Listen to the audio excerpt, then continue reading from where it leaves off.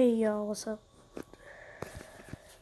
Today we're gonna be reacting to either The Odd Ones Out or Something Else by Tia. We're gonna be watching Take breakouts to the curb with Pink Power. Pink Grapefruit Acne Wash, Neutrogena. Alright, welcome class. Today we're going to be talking about differences of squares. Ugh, this is not a square, it's a triangle. See this over there? That's a square. Technically two triangles. Two cars. Wait, also you guys have been asking, who the frick is Jace and Alpha? Well, those are my two friends. I know y'all don't what I do, and they're really close. But never mind. Let's just continue watching this. Traveling north along a highway. The first drives at 40 miles per hour, and the second leaves 3 hours later, travels at 60 miles per hour. How long after the second car leaves will it take the second car What to is catch that? up to the first car? Is it A? I need a poop! Straight up, I need a poop. Can I go to the restroom? I don't know. Can you? Class. Stop it with the puns. It's boring. I don't think there's anything on this planet more boring than having to sit down, shut up, and do nothing but watch the whiteboard. If you asked me... So Adam, if you had to choose between going a month without internet or having to spend the entire time in jail to watch paint dry or go to class, what would you do? I'd pick jail paint. I don't really have the attention span to just sit and listen to a teacher for hours at a time, so what I would do is whenever I get bored and anxious, I'd get up from my seat and ask to go to the bathroom. Now, don't get me wrong, education is super importante. That's important in Mexican, and I recommend everyone pays attention in class because the more knowledge you receive, the more creative you can be. So I would only do this if all... That is pretty true, so I can't deny that. all the teacher was doing was talking and not actually giving us physical classwork. Mainly because, like, it's boring. I can't learn that way. I need work. So in order to get back into listening mode, I'd go to the bathroom to basically recharge my brain by either A, actually going to the bathroom, or B, just like taking a breather and maybe play a game on my phone, I don't know. And it's not like we can go anywhere anyways because we had like these security guards everywhere. On the itty-bitty golf carts? And if you got caught by them, detention for like 2 days. I mean, it's not much different than normal class, mindlessly staring into the endless void we called the whiteboard. Whiteboard. Bored? White! They know what they were doing. Now, I mainly did the charging thing in only some of my classes just to be able to take a break and be able to learn properly. But there was one specific class where I couldn't do that because its boring factor was of unimaginable heights. That class was Algebra 2, Mr. Blah Blah Blah's class. I freaking hate math. I can do it, but I hate it. Math itself isn't too boring if you are actually doing physical work and learning in the process. But my teacher didn't teach us like that. His method of teaching was to write down what he writes on the whiteboard, listen to him talk, and figure it out for yourselves if you couldn't keep up with his insanely fast writing skills. Didn't help either that he had like the most monotone voice in all of existence. I didn't want to hear that, but okay. Jeez.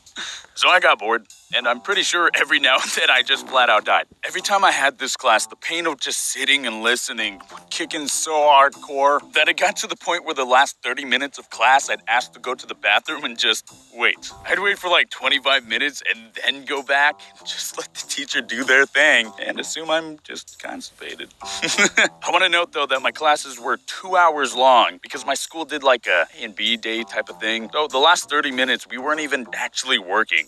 Just a lot of sitting and listening. This class got so uncontrollably boring that I ended up making a habit of this.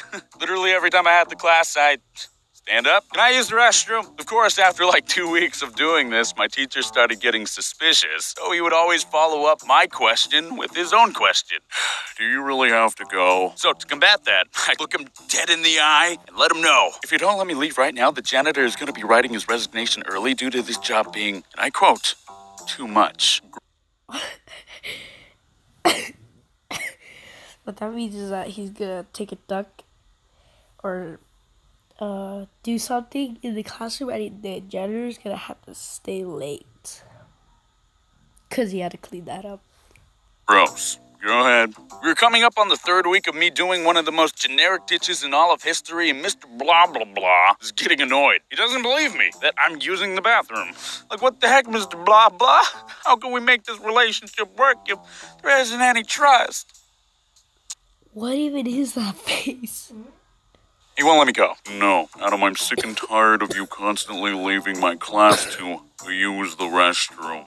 You need to learn. Now sit. The only thing was that this time, I actually had to go. I don't know what I ate that day, but my tummy was definitely having some rumblies. I'm not gonna lie. I'm more than positive we were gonna have a cleanup on aisle 3 if I didn't go. So, sir, if you don't let me leave right now, the janitor is gonna be writing his resignation early and yada yada. You need to sit down right now, young man. Please, let me go, please. This will be the last time I go. I swear. I promise. You promise? Yes, for the love of all humanity, just let me leave. Fine. Eric, I want you to go with him and make sure he gets to the bathroom. I really had to go. I'm pretty sure if the teacher told me no, I would have darted out anyways and just risked the suspension because Jeebus had a good day for my insides. So as we were walking towards the bathroom, Eric asked me straight up, "Yo, dude, you real with me? You lying? I ain't no snitch. I just want to know." Eric then looks into my cold, dead eye as I kick open a stall and say, "Does this answer your question?" What happened? A freaking explosion?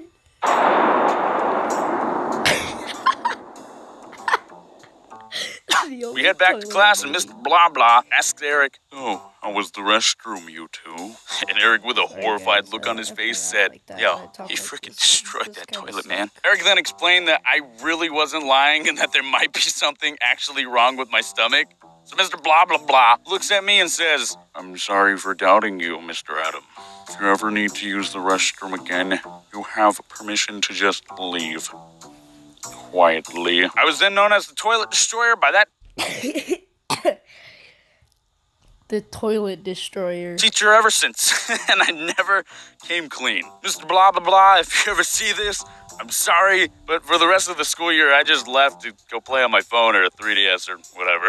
I mean, at least I still gotta be in your class. Oh, it's whatever. I'm a YouTuber now, yeah!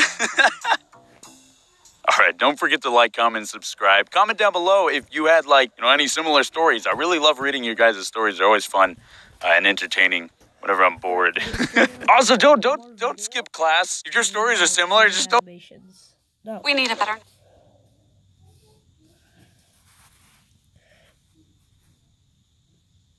So we're gonna watch I Went to Japan. In October, I went on the first vacation I've been on with my family in years. My dad works super hard all the time, so normally it would be either my brother, mom, and me, or just me and my mom, and even those vacations became pretty sparse. It's been over 10 years since we've all had a family vacation, and all of a sudden we have a week to be squished together in a foreign country. So how'd this one go? Day 1. We arrived at the Tokyo airport after a nice and easy 11-hour flight and got off the plane like, wow, I can't believe we finally made it. We've been planning and looking forward to this trip for almost a year, and it's finally happening. How do we get out of here? We walked around the airport for 2 hours trying to figure out what we had to do, which train we had to get. We lost Dad for like half an hour in the sea of Asians. I'd already expected the worst and thought he was dead, but no worries, turns out he wasn't taken out by the Japanese mafia. My mom had to get train tickets and he had to take care of the luggage, so we split up and planned to meet at a ticket counter, but little did we know there were 2 of them on opposite ends of the floor, and as the stereotype goes, they looked exactly the same. So my parents were just grumbling and waiting for each other to show up at the opposite ticket stand with no method of communication because we didn't have Wi-Fi yet. After figuring that out and getting to the Tokyo station, we had to use the subway to get to our hotel. None of us grew up in the city, and using the subway was new to us, so we had to look at the train station map to see what to do, and... is this the Windows 98 pipe screensaver? What is this? Props to people who use the Metro daily or even just know how to figure that stuff out, because that's like a whole Bill Gates secret code, and the consequence of making a mistake is paying to be plopped in an area you never wanted to be at in the first place. We didn't even know how to start reading the map, so my dad resorted to the only logical option. Do you speak English? Do you speak English? Konnichiwa. Please, help us. 英語話せるわけねえじゃねえか、外人のバカ。迷子になれ。A good 90% of the time we were lost and not knowing where to go, so my dad would keep walking up to random Japanese people and trying to communicate with them in English, even though we were in a country that doesn't speak English. And when they obviously wouldn't understand, he would just try to say it all again, but slower, like that was gonna make a difference. But we found a guy named Paul who helped us out. Thank you, Paul. Konnichiwa. Japan is super different from the States. I didn't really know what to expect, but my mom and I were super hyped after experiencing and learning about the culture. Dad and Jax, not so much, but they liked the food. So here's what happened. First morning, woke up early to do a Tokyo bus tour. This time, after our best friend Paul taught us the ropes, we were experts at navigating the subway.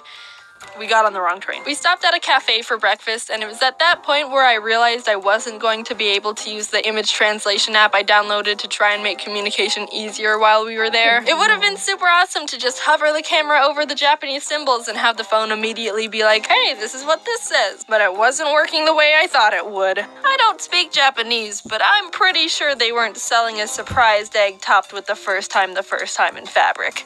His wife. I don't think that's a thing. Who married an egg and why is she so surprised? The tour was fun. We went to a forest with some shrines, saw some sumo wrestlers, went up the Tokyo Tower. Pretty cool Asian stuff. Second day, we walked on Japan's big famous crosswalk that looks like the B-movie's traffic system. Pressed F for the dog that waited 9 years for his dead owner to return from the train station. I love you, Hachiko. Went to a hedgehog cafe. Got on the wrong train. Mega Donuki! Spent way too much money at the Pokemon Center. Won nothing at a big arcade. And then collapsed into bed. I should probably slow things down a bit so you can really take in. Day whatever! Wrong train! Rice triangles! Tiny banana snack! My brother said it tasted weird. Walking tour. Oh god, my legs hurt. More noodles! Went to sleep. We had another bus tour around Kyoto, and one of the stops was this 1,000 golden statues temple that was really cool, and we learned about a bunch of gods, one of which I, a Pokemon master, already recognized since it was the inspiration behind Thundurus.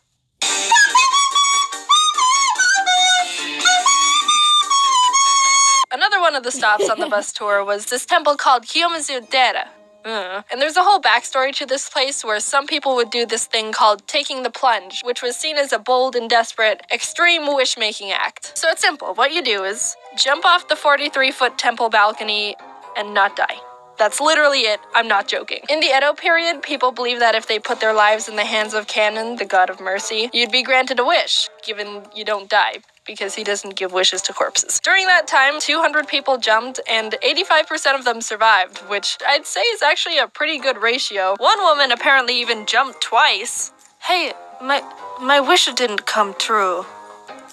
Well, I guess I jump again. Well, they don't let you do that anymore. Which I think is fair, I guess. Anyway, that wasn't even where I was going with that place. There's this little shrine area at the foot of the temple with 3 waterfalls, each representing either longer life, wisdom, or love. And if you drink from one of them, it's believed that you'd be granted that particular category in life. But you only get 1 drink. Thirsty hoe. So I go up there with my long cup on a stick you get, and was watching what everyone else was doing. They would get the water in the cup, wash one hand at a time, then pour some water into one hand to drink from, and let the rest drip into the pool below. Anyway, cutting to the chase, basically, you're in the presence of some pretty intense wisdom right now. Also, there wasn't any place to dry your hands afterwards, so I got wisdom water all over my pants. After that, we saw the 1,000 red gates. You're allowed to walk under them, but apparently it takes like 3 hours to get through them all, and we didn't have that time, so we walked under like 10 and called it a day. After waking up with some French toast that was lightly dusted with a pound of sugar, my mom and I went to the Studio Ghibli Museum. I can't express how incredible that place was. I would recommend it to anyone who has an appreciation for Ghibli,